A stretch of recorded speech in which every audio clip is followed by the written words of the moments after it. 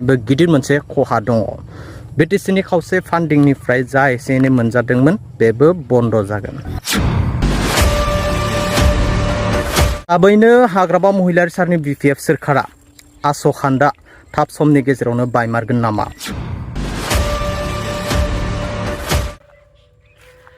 आदिबासी छात्र हन्थानिफ्राय गोख्रों रावजों हाग्रामा महिलारी सारनि सायाव गोबां खोथा बुंफैनायखौ नुनो मोनदों। दा मानो होनोब्ला हाग्रामा महिलारी सारा बिसमुरियाव 400 बिगानिबो बांसिन ग्रिनफिल्ड लुफुंनो थाखाय हा बायनो नागिरदों। बे हाया खावसे फाग आदिबासीफोरनि दङ होननानै बुंदों। दा बे हाखौ लामारोब्ला हाग्रामा सारा बायमारोब्ला मा सिस्टेमाव बायगोन, बोरै, मा बेसेबाङाव, बेफोरखौ हाग्रामा महिलारी सारा जों सावरायग्रोनांगोन, आदिबासी फरायसा आफादजों सावरायग्रोनांगोन होननानै बुंदों। बेनि फुल आपडेटखौ होनो हागासिनो। दा बेनि सिगाङावनो बिग मोनसे आपडेट रायजोफोर, मोनसे गोजोनथाव खौरां होनो सानदों आं। लिडार रायजोफोर, लिडार बुङोब्ला नै बेफोरबायदिखौसो लिडार होननानै बुङो। मानाव गेदेर प्रमद बर' सारनि नाजानायाव 125 एमेन्डमेन्ट बिलआ पास जानो थांगासिनो दङ रायजोफोर। निउस पेपाराव रोखा रोखा फोसावना होबाय। थाबैनो हाग्रामा महिलारी सारनि बिपिएफ सोरखारा आसखान्दा थाब समनि गेजेरावनो बायमारगोन नामा? बे गिदिर मोनसे साननो गोनां बाथ्रा जानानै फैदों रायजोफोर। कारन 125 एमेन्डमेन्ट बिलआ पास जायोब्ला बिटिसिआव प्रमद बर' सारनि गोदानै इन्टारिम गभर्नमेन्ट जानायनि मोनसे चान्सेस दङ। जानोबो हागौ, जायाबो जानो हागौ, बेखौ आं बुंथ'लिया। समजों लोगोसे नोंथांमोना नुलांबाय थाखासिगोन। लोगोसेयैनो दफाफोरा बारायगोन, 40टा समस्तिनिफ्राय 60टा समस्ति जागोन। मोननांगौ फान्डिंफोरा दिसपुराव थांनाय नंला, डाइरेक्ट दिल्लीनिफ्राय बिटिआरआव फैगोन। कारन दिसपुरा जोंनि थाखाय गेजेराव गिदिर मोनसे बान्दो जानानै दङमोन। बिटिसिनि मोननांगौ फान्डफोरा दिसपुराव सफैनाय लोगो लोगो खावसे गायब जाखायो, गोमायो। ओंखायनो बिटिसिखौ जाबायदि डेभेलप खालामनांगौ बेफोरबायदि खालामनो हाया। बेनिखायनोथ' दिनै 125 एमेन्डमेन्ट बिलखौ नागिरदों।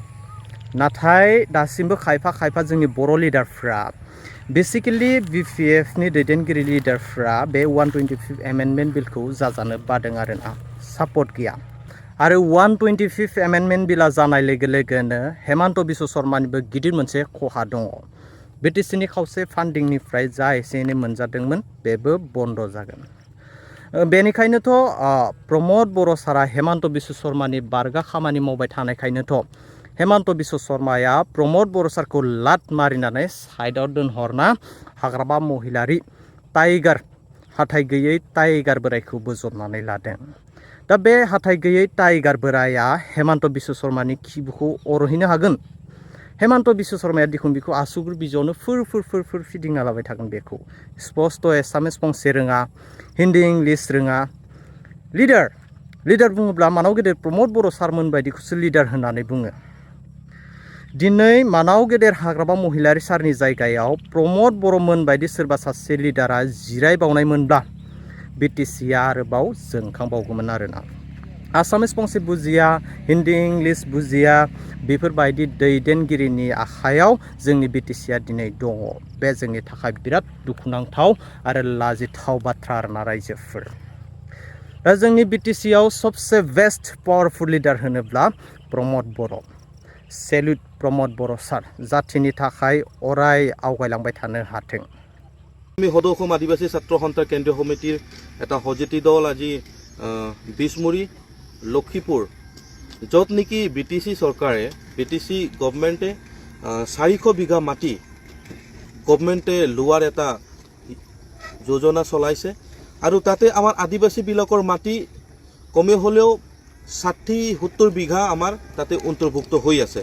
আজি আমি সদৌ অসম আদিবাসী ছাত্ৰ সন্থাই এটা কথা স্পষ্ট কৰিব খোজো বিটিচি গভৰ্ণমেণ্টক, যে আদিবাসী ছাত্ৰ সন্থাক একো নজনোৱাকৈ বা আদিবাসী ছাত্ৰ সন্থাৰ দল সংগঠনবিলাকক, যিমান আদিবাসীৰ দল সংগঠন আছে তেখেতসকলক লগত আলোচনা নকৰাকৈ কেনেকৈ সেই কাৰ্যত আপোনালোকে আগবাঢ়িছে আমি ধৰিব পৰা নাই।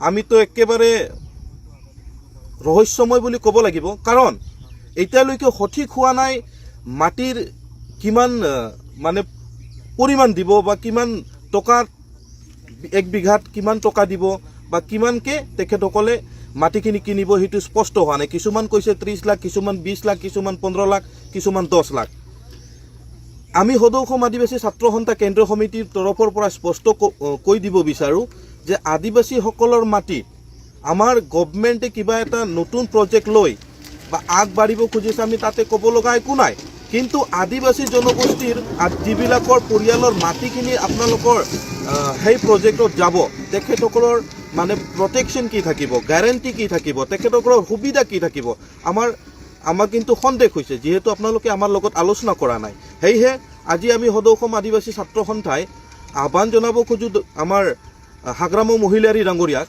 যে আপোনালোকে সেইখিনি মাটি ক্ৰয় কৰাৰ আগত কিন্তু দল সংগঠনৰ লগত বহিব লাগে স্পেচিয়েলি আদিবাসী ছাত্ৰ সন্থাৰ লগত বহিব লাগে কিয়নো আদিবাসী ছাত্ৰ সন্থাৰ আদিবাসীৰ সমস্যাত সদায় আগফালে থিয় হৈ মাত মাতি আহিছে বা আদিবাসী জনগোষ্ঠীৰ কাৰণে কাম কৰিছে সেয়েহে আমি অনুৰোধ জনাব খোজো আমাৰ চিৰাং জিলা আছে কোকৰাঝাৰ জিলা সমিতি আছে আমাৰ কেন্দ্ৰীয় সমিতি আছে যাতে আপোনালোকে কেন্দ্ৰীয় সমিতি চিৰাং কোকৰাঝাৰ জিলা সমিতি সকলোকে মাতি যাতে আপোনালোকে সেই মাটিৰ বিষয়ে আলোচনা কৰি আপোনালোকে আগবাঢ়ে আৰু যিমান ফেমিলি আছে সেই ফেমিলিৰ পৰিয়ালসকলক যাতে আপোনালোকে গ্যাৰেণ্টি দিব লাগিব যে তেখেতসকলৰ পৰিয়ালৰ পৰা যাতে সেই যিটো সংস্থা হ'ব যিকোনো সংস্থা যিটো আপোনালোকে ভাবিছে যিয়ে সংস্থা নহওক কিয় তাতে যাতে আপোনালোকে চাকৰিৰ গ্যাৰেণ্টিটো যাতে আপোনালোকে দিব পাৰে সেইটোৱে আমি আহ্বান কৰোঁ ধন্যবাদ